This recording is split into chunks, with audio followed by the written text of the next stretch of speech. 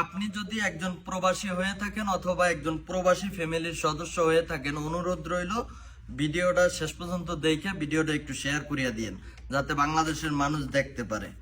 এই যে আমি এটা দেখাইতেছি যে 3 মাস আগে আমি আমার পাসপোর্ট জমা দিছি, নতুন পাসপোর্ট বানানোর জন্য এমআরপি আমার এটা কিন্তু জমা নিছে রিয়াদ ব্রাঞ্চ থেকে।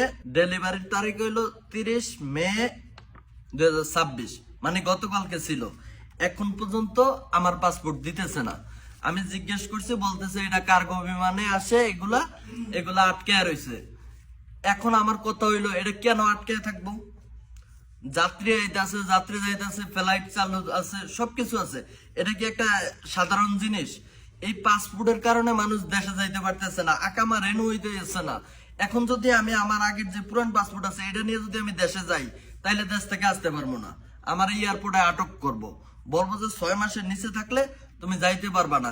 এখন তারা এটা কেন করতেছে না আমি এটা বলতে পারতেছি না। পাসপোর্ট কোথায় আছে, কেমনে কি?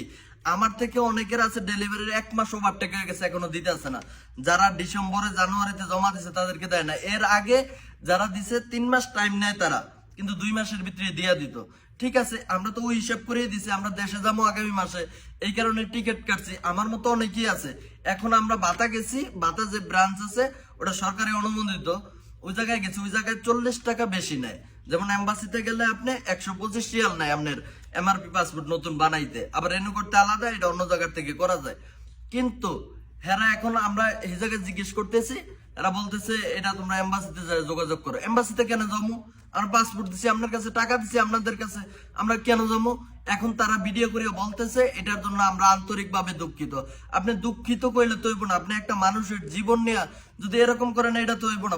আপনারা প্রবাসীদেরকে শুধু হয়রানি করতেছেন। মানুষ 2025 রিয়াল দিয়ে টিকিট কাটছে, কি আপনাদের এই হয়রানির শিকার হইতে? এই টিকিট যদি ক্যান্সেল হয় তাহলে সেই লোকটা দেশে যাইব কিভাবে? আর যদি ছুটি লাগে দেশে না যায়, অনেক বড় বিপদ, 1000 রিয়াল জরিমানা হইব।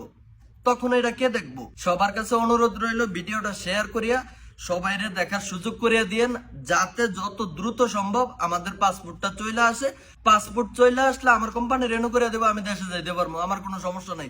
শুধু আমি একা না, এই সৌদি আরবে প্রায় 30 লক্ষ 35 লক্ষ প্রবাসী আছে, এর ভিতরে প্রায় অনেক লোকেরই এই সমস্যা।